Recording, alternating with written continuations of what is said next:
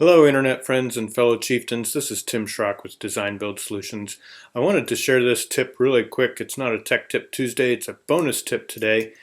I just figured something out. I have selected this cabinet and I'm going to click on this object layer properties and show you that I have the doors and drawers layer turned on right there. And so by doing that, let me turn it off. By having that doors and drawers layer, you saw the outline of the door that the cabinet was on there.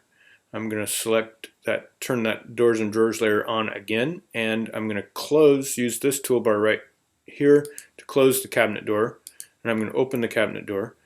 The real tip is this. Typically, I have been opening the cabinet, selecting the front, sides, back, and switching door auto left to auto right if I want it switched.